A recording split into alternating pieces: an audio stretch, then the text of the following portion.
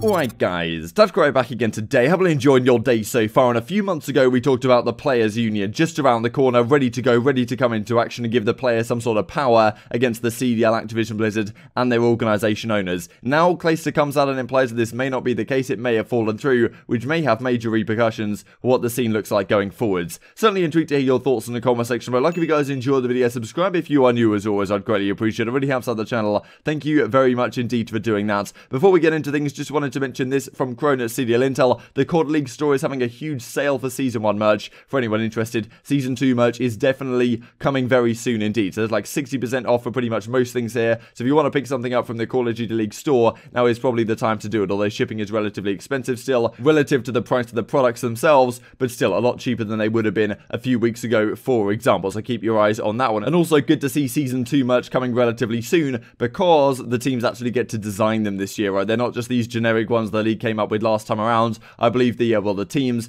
get to design their own ones, which are probably going to be a lot more lucrative, and then, well, I might even pick a couple of these things up. Let's talk first of all real quick about this Season 1 drop date, which is now December the 16th. There's going to be huge weapon updates in this one, and is, well, very unsure which direction this is going to go. As Tony Flame says, look, time to shake up the meta before the holidays. And, well, what Zuma says a few days ago, which I thought was pretty interesting, is around the Bullfrog. The quality of this tweet is so bad. I mean, Twitter video player, once again, doing an absolute quality job. But anyway, only real ones know about the Bullfrog. Now, he's saying that maybe the Bullfrog is actually a viable SMG. Pretty interesting. Right now, the 74U is certainly the dominant one. The MP5 is used in certain situations, but he's going to throw in the Bulldog in this clip. I think he's playing against, he's playing against Havoc and Slacked, I can see on screen there. So yeah, up against the Florida Mutineers, saying that maybe the Bullfrog is viable as well. And there's certainly some weapons in the game right now, which are probably on the cusp of being viable in competitive play. The Bullfrog has like 50 bullets in, so it's kind of like the PDW, I suppose, from back in the day. And there's never really been the weapons that are too viable with a lot of bullets in them. It actually looks like the Bison as well, the way it kind of reloads from back in the day. That was a fun gun in Ghosts when that got buffed for a ridiculous amount of time. But there's weapons in the assault rifle category that if the Krig gets nerfed, if the AK-47 gets nerfed or something, and the FFAR doesn't get buffed that much, if that is a buff that does indeed happen, there's other weapons like the QBZ, I think it's called, that is basically like the Type 25 from Black Ops 2, that some people are looking at thinking maybe that's viable as well. So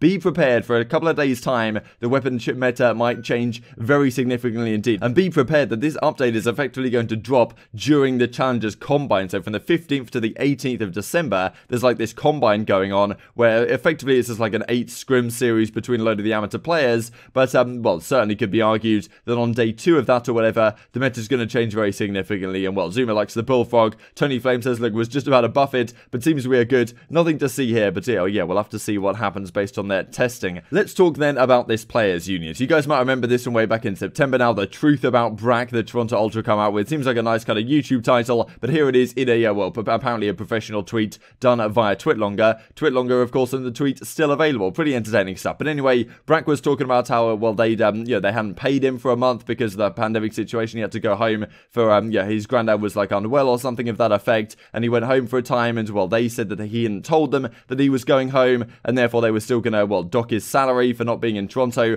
all this kind of madness. And so, well, this kind of stuff at the time was a bit of a chaos on the timeline, and it was around this entire time that we were talking about the possibility of a players union, right? Giving the players some sort of power against their organizations, and, well, against the league more generally, because there's a couple of sides of this we're going to look at in a second. So I'll play a couple of clips here. The first one being from Crimsix a couple of months ago, talking about, oh yeah, the players union's in the works, it's ready to go. And then this clip, which, well, Ville pointed out to me a couple of days ago, of Clayster saying, look, there's no players union right now, I'm not the leader of it, I don't know when it's going to happen because, well, it's not in place, and clearly implying that things fell through from what Crimsix was talking about a couple of months ago. Hey, what's up? It's Jack Stiffen from San Francisco.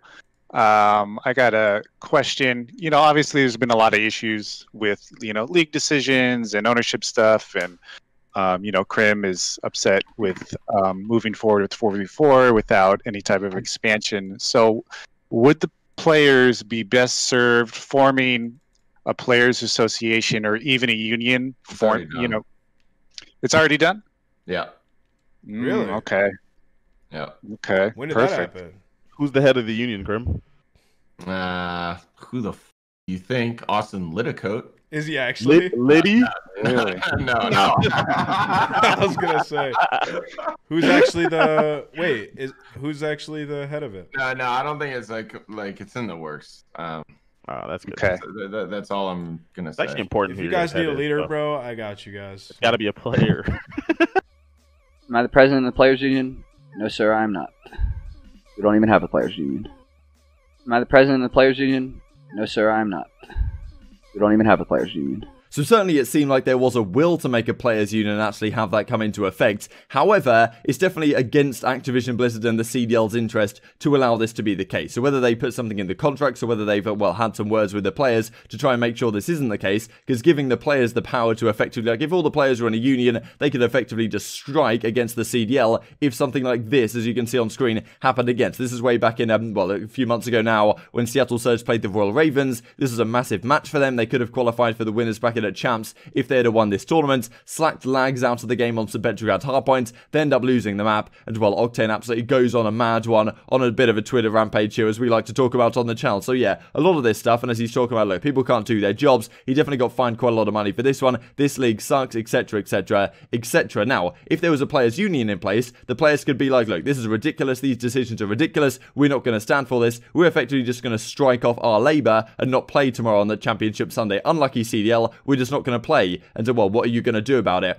Of course, they are contractually obliged to, and therefore you need a pretty strong union to enable you to actually take that kind of action. But it's something which would give the players more of a leg up over the CDL and potentially over their organisations as well. If something dodgy is going on with something like the Toronto Ultra, if you do then have like a players union which represents all players in an equal manner. The problem is, how easy is it to put a players union in place which does represent all players in an equal manner and has power in that sense, especially when it's, well, counter to Activision Blizzard and the CDL's interest to do so. Potentially the teams themselves aren't too keen on going down a similar route as well, and certainly also you can look at the Counter-Strike Players, Professional Players Association and all the drama that's going on right there right now, and I do wonder whether this kind of stuff that's going on with the CSPPA is having any impact on, well, the formation of the Call of Duty Players Union.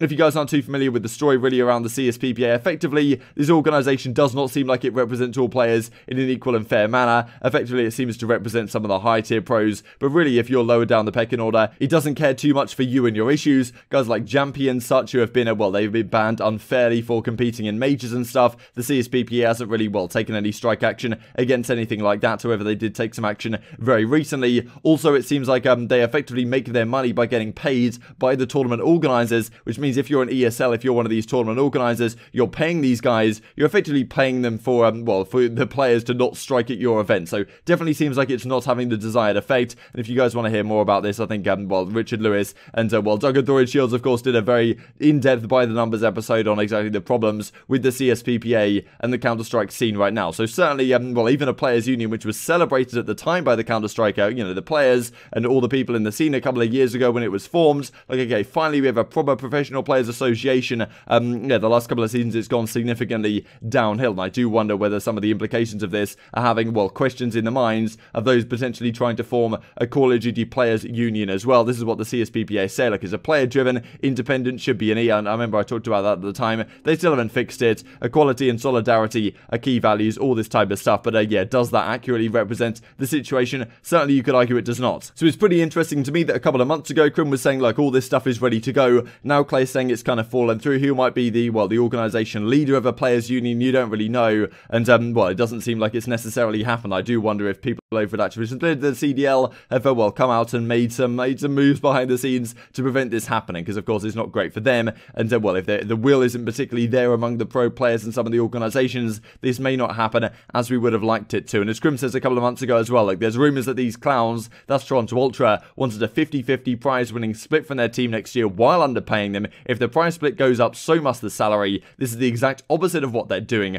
One of the most anti-player organisations I have ever seen, and this kind of stuff is going to continue on in Call of Duty if we don't have a players union in place, I would imagine, and hopefully that can be the case. But yeah, Clayster doesn't seem confident that it's going to happen right now. Just a couple of things to finish off the video then. This from Smart a few days ago. Too many D-Riders of friendship circles in the scene. I'm going to make the league again while talking trash to all you clowns that have been sitting here with the AMP scene for 5+ years doing absolutely nothing. So yeah, pretty entertaining tweet here from Spart, of course, on the Los Angeles Guerrillas last season. Got his opportunity on the starting lineup. Fell through, though, didn't have the greatest result on that squad, and well, is now out of the door. But he's suggesting that, look, all these guys in the AMC that have been doing this for 5 years, not getting anywhere, I'm going to make it back in the Pro League. And well, talking about all the D-Riders and this kind of stuff, and Friendship League once again in the amateur side. So I hope you guys enjoyed the video. If you did enjoy it, I'd greatly appreciate a like on the video. It really helps out the YouTube algorithm. Know you enjoy this content. Other people like you may enjoy this content as well, and I've grown the competitive Call of Duty community. Thank you for watching as always. Take care, and I will see you next time. Left, one of you watch right. Top lane, dead. That little keeps our backstairs. Got two. Jab. Awakening with shot B wing. Fighting off. I'm Tetris right now. There's a trophy back B. Back behind their plane. And one pushed up our tube, man. Right side. Tube dead. The trophy their side. Nice, Tommy. P2. Sky. About to win. They only have one extra life. Get one kill and then they're on their last life. Push up. Dead. Nice. The last four lives. Still Let's go. Tetris. Stay on it. I'm gonna look top Try to get our lane. plane. Yep. Top lane Our dead. side. Good job. Oh! Back Nice, right, Tommy. Kill him? Yeah, I got one back home. I'm hopping. I'm gonna. He's weak. Attaches up there. They're gonna run across. Dead. Oh no, top dead. Right side, Nobody's ice. Nobody's ice. We're good. Omar. Dylan back there. No, make it back there. Make it back right. I'm staying alive. No. Just stay alive. Yeah, I know. Good job, Tom. Nice, Tommy. They're gonna spawn on you. I'm looking over. Top flag, guys. I'm going up there. Looking top flag. He's on the tank. I have no ammo on this. I'm looking flag. There's I'm looking two for right him. on me. Can Two we right on me. ward or Oh, some there's a shit? trick right here. Beautiful.